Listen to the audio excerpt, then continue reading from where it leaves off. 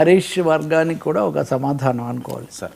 గల్వాన్పై సల్మాన్కి cinema China అభ్యంతరం, operation సింధూర్లో జోక్యం, పుతిన్కు మోడీ తోడు, ఉక్రెయిన్ సంక్షేమం, ఇవన్నీ అంతర్జాతీయ పరిణామాలు ఒక ఇది అనుకుంటే ది బ్యాటిల్ ఆఫ్ గల్వాన్ అనే సినిమా ఇప్పుడు ట్రయల్ నడుస్తుంది, సినిమా విడుదలవుతుంది. సల్మాన్ ఖాన్ దాంట్లో కథానాయకుడు. మీకు తెలుసు 2020లో గల్వాన్ దగ్గర భారత్ చైనాలకు సాయుధ ఘర్షణ వచ్చింది, చనిపోయారు. ఆ తర్వాత కొన్ని రోజులు ఉద్రిక్తంగా ఉంది, దాదాపు ఒక ఏడాదిన్నర. తర్వాత మళ్ళీ రెండు దేశాలు సర్దుకున్నాయి. ఈ మధ్య పరస్పరం అగ్రనాయకులు కూడా సమావేశాలు, పరస్పర పర్యటనలు కూడా జరిగాయి.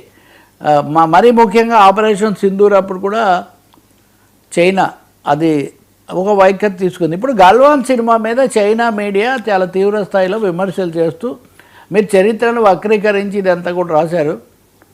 దాన్ని మేము బాగున్నప్పుడు భారతదేశం ప్రభుత్వం సినిమాను ఒక ఆయుధంగా వాడుకుంటుంది, సినిమాల ద్వారా తను చెప్పదలుచుకుంది చెప్తుంది అనే ఇట్లా గ్లోబల్ టైమ్స్ అని వాళ్ళు ఎక్కువ చైనా విదేశాంగ వైఖరిని ప్రతిబింబిస్తుందని పేరు వాళ్ళు దాంట్లో విమర్శ రాశారు, చాలా తీవ్ర స్థాయిలో రాశారు.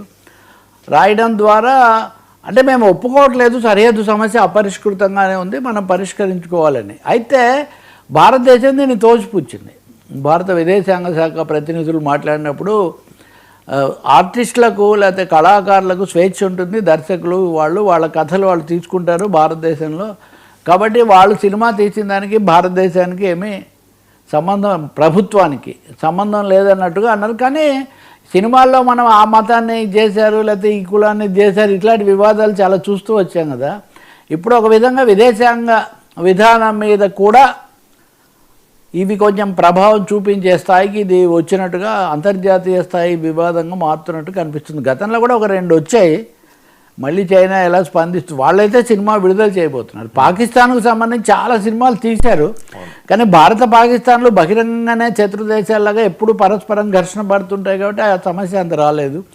చైనా ఇండియా ఒక విధంగా మొన్న షాంఘై ఇనిషియేటివ్లో కూడా పాల్గొన్నాం కదా, కాబట్టి ఇది ఒకటి వచ్చింది. ఇంకా రెండోది ఇంకో సమస్య ఏంటంటే ఆపరేషన్ సింధూర్. మొన్న పాపం ఈయనెవరు ట్రంప్ గారు, డొనాల్డ్ ట్రంప్ చాలా బాధపడిపోయాడు. ఎవరి దగ్గర? ఇజ్రాయెల్ ప్రధానమంత్రి నెతాన్యాహు దగ్గర. నేను అసలు భారత పాకిస్తాన్ల మధ్య శాంతి కోసం ఎంతో కృషి చేశాను, కానీ నన్ను ఎవ్వరు గుర్తించలేదు, నేను ప్రపంచం అంతా శాంతి కల్పిస్తే అంటే సరే మేము గుర్తిస్తాం సార్, మీకు శాంతితో బహుమతి ఇస్తామని నెతాన్యాహు ఇచ్చాడట.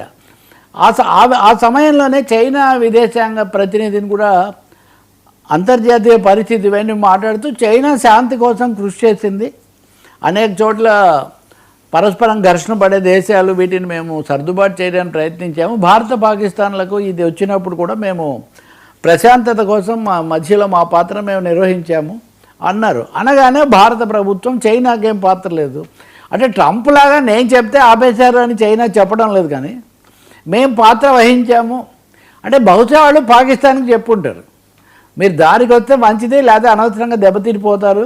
ఇది చైనా స్టాండ్ ఎలా ఉందంటే మొత్తం మీద భారత పాకిస్తాన్లో అంతర్గత వ్యవహారం వాళ్ళు పరిష్కరించుకోవాలని వాళ్ళు చెప్తారు, పాకిస్తాన్కు సహాయం కూడా చేస్తుంటారు, అందులో ఇంకేం డౌట్ లేదు. బహుశా సహాయం చేసే ప్రధానమైన దేశంగా వాళ్ళు పాకిస్తాన్ను కొంచెం వెనక్కు లాగారేమో తెలియదు. అయితే మేము మధ్యవర్తిత్వం చేశాము లేకపోతే మీడియేట్ చేశాము అనే మాటను ఇండియా ఒప్పుకోవడానికి సిద్ధంగా లేదు. పాకిస్తాన్ ఇదివరకే ఒప్పుకుంది, పాకిస్తాన్ అమెరికా పాత్రను కూడా ఒప్పుకుంది, చైనా పాత్రను కూడా ఒప్పుకుంది. ఇది సెకండ్ ఇరిటెంట్ అంటే రెండో భిన్నాభిప్రాయం భారత చైనా విదేశాంగ శాఖల మధ్య.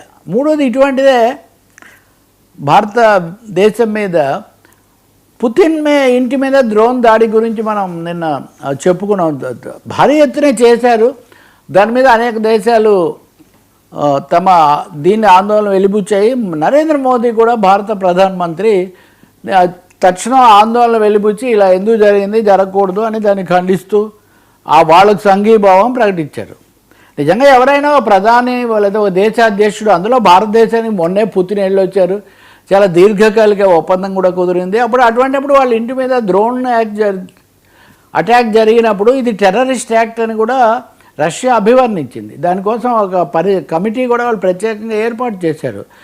సహజంగా దీర్ఘకాల మిత్ర దేశంగా భారతదేశం రష్యా అధ్యక్షుడి మీద దాడిని ఖండించడం లేకపోతే ఆందోళన వెలిబుచ్చడం సర్వసాధారణం. Concern, express serious concern. కానీ ఉక్రెయిన్ అధ్యక్షుడు జెలెన్స్కీ దీని మీద తప్పు పడుతున్నాడు. అసలు అదంతా ఫేక్, అక్కడేం దాడి జరగలేదు.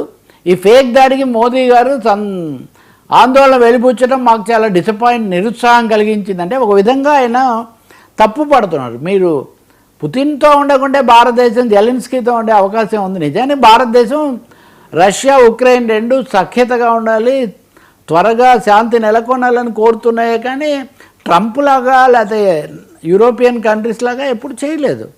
కానీ ఒక ఉద్రిక్తత ప్రతిదాన్ని కూడా పెంచే ఒక ప్రయత్నంలాగా ఉక్రెయిన్ అధ్యక్షుడు భారతదేశం మీద అసహనం అక్కసు వెలిబుచ్చుతున్నారు. మీరు ఎలా పుతిన్ను చేస్తారని. ట్రంప్ ఏమో నేను నమ్మడం లేదన్నాడంట. అంటే ట్రంప్కు మోదీకి తేడా మీరు చూడండి. ట్రంప్ ఇదంతా వట్టి కట్టు కదా అంటే వాళ్ళు చెప్తేనేమో ఇరాన్ బాంబు చేసింది, ఇరాక్ బాంబు చేసింది కాబట్టి మేము వెళ్ళి దాడి చేస్తాము, చుట్టుముడతాము, ఆక్రమిస్తామని వాళ్ళు చెప్తే అది న్యాయం, అది నిజం. కానీ రష్యా అధికార యంత్రాంగము మొత్తం వాళ్ళందరూ మా మీద జరిగింది, మాకు ఆధారాలు లభ్యమయ్యాయి అంటే అదేమో అబద్ధం. అంటే వాళ్ళు మేము చెప్పింది నిజము, మేము కాదన్నది మాకు లేదు అన్నట్టుగా ఉంది. ఇదే మనం తైవాన్లో కూడా చూస్తాం. నిన్న తైవాన్ మీద దగ్గర వాళ్ళు పూర్తిగా తైవాన్కి ఆయుధాలు ఇచ్చి చైనా మీదకి ఉసిగొల్పుతుంటే చైనా సైన్యం నిన్న తైవాన్ చుట్టుపక్కల హై అండ్ వెపన్స్తో విన్యాసాలు చేసి 2-3 ప్రయోగాలు కూడా చేసింది. దేశం మీద కాదు, చుట్టుపక్కల. సో అక్కడ కూడా ఒక టెన్షన్ పెరుగుతోంది. వెనిజులా మీద కూడా మొదటిసారిగా నిన్న ట్రంప్ సైన్యాలు, అమెరికా సైన్యాలు ఒక నౌకను పేల్చేసాయి. ఇరాన్ను కూడా హెచ్చరించాడు ట్రంప్, మీరు ఈ ఆయుధాలు వీటికి మిసిలీల కార్యక్రమం మానుకోకపోతే మేము మీద దాడి చేయాల్సి వస్తుందని. ఇప్పుడు ఒక 6 దేశాలు.